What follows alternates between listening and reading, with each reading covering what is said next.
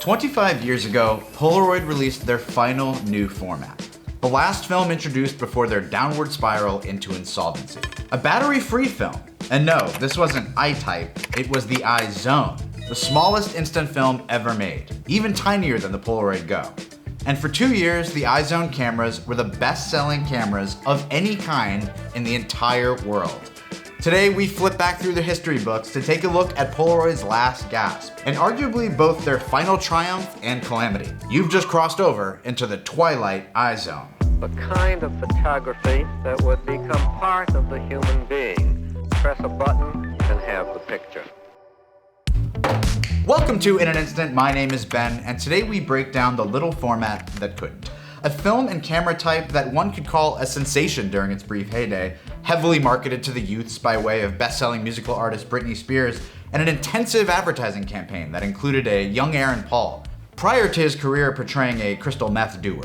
It's interesting to reflect on the peculiar iZone product line as it mirrors what the new iteration of Polaroid hopes to do with their modern tiny film, the Polaroid Go, and the almost unthinkable success of Fujifilm's diminutive Instax Mini film, which leads a line of film that rakes Fujifilm over $1 billion annually. What the Go hopes to do, and what Instax Mini has succeeded in doing, is become a benchmark for fun alternative photography. By the time the iZone hit store shelves in 1999, low-res digital cameras were becoming widely adapted, and disposable cameras and point-and-shoots had become a dominant market force for casual photography. In fact, the year iZone debuted was also Polaroid's strongest year in digital camera sales, with 400,000 off the shelves in 1999. But Polaroid was still way behind, with 90% of its business relying on film products, and a dire financial outlook encouraging them to push new products. Polaroid executives in Japan had noted the boom in popularity of sticker photo booths, and executives frothed at the mouth at the notion that they could capture the attention of so-called Generation I, or the internet generation. A phrase suitably outdated for how deeply Polaroid was plunging into the rainy day fund of diminishing returns. The company had only succeeded in further dumbing down their original core integral product by making cheaper cameras, different film sizes, and a temporarily successful foray into branding their box-type cameras in an attempt to appeal to Gen I. Florian Kaps, who would in less than 10 years attempt to brazenly rescue Polaroid film from extinction, calls this period one of, quote, several sad and almost unbelievable stories connected to Polaroid's last analog stand.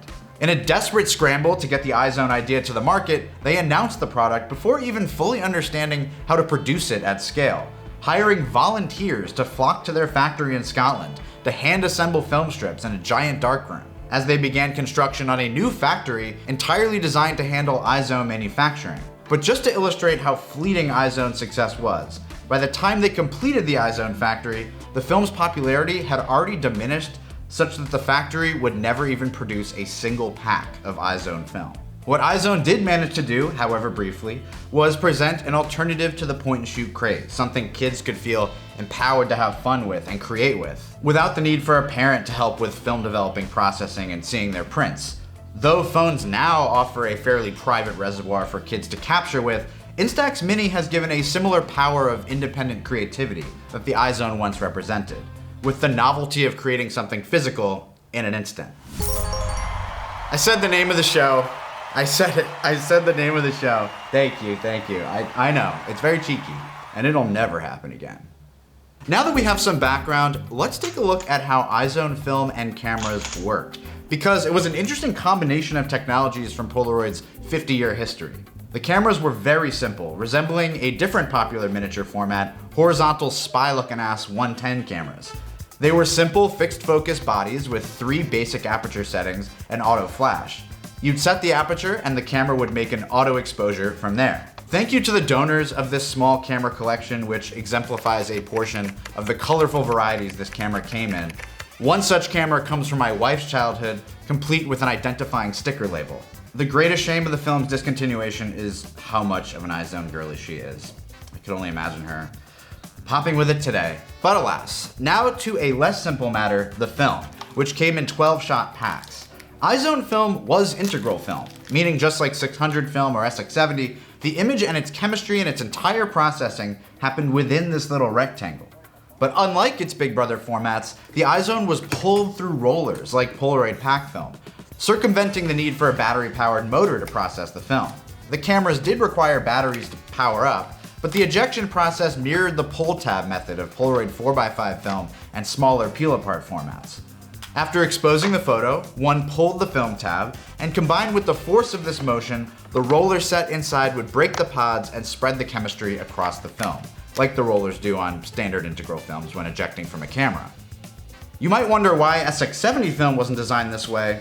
Well, due to the more persnickety nature of integral film, simply yanking square format Polaroids through rollers can too easily result in poor chemical spread and just inconsistency.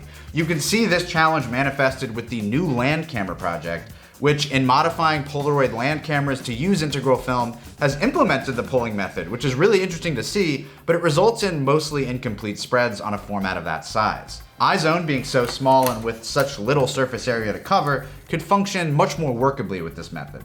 And the film was thus packaged in a continuous strip that, if unraveled, would reveal the entire unbroken pack that in practice would be torn after each image.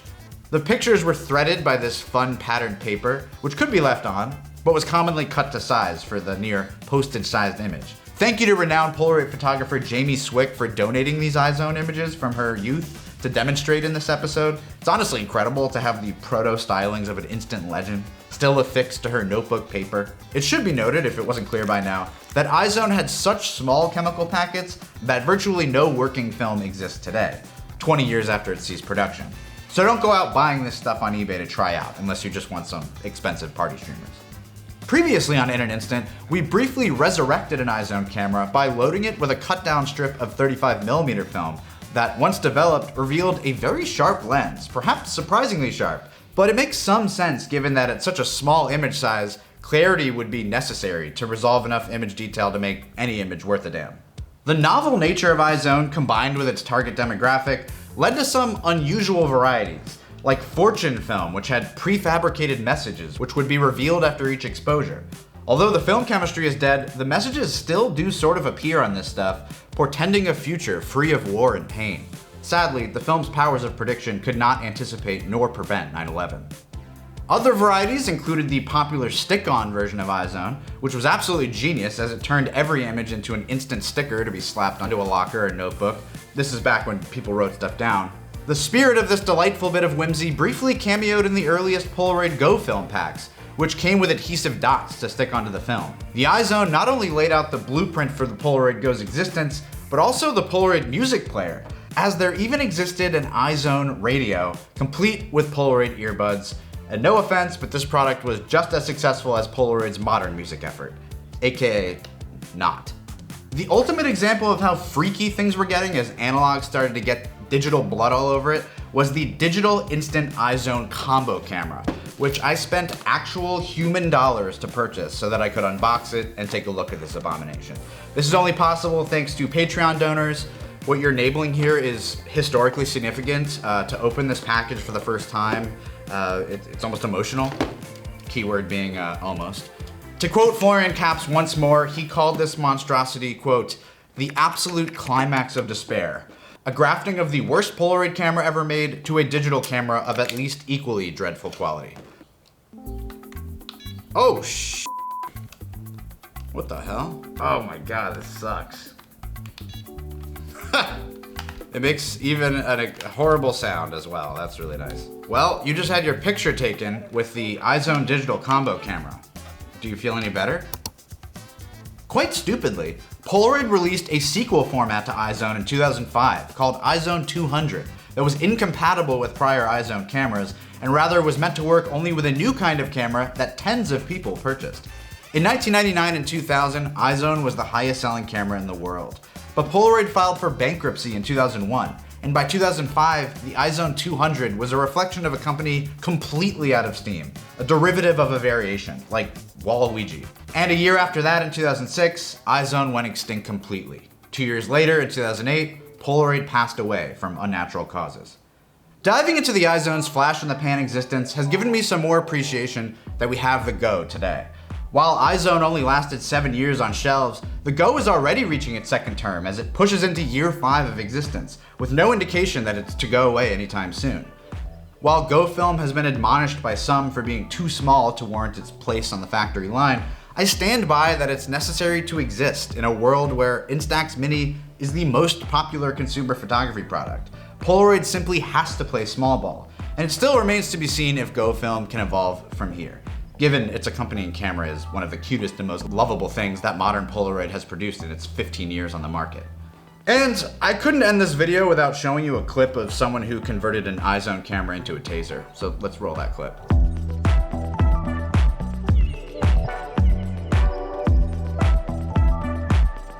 Do with that what you will. Thank you for watching in an instant.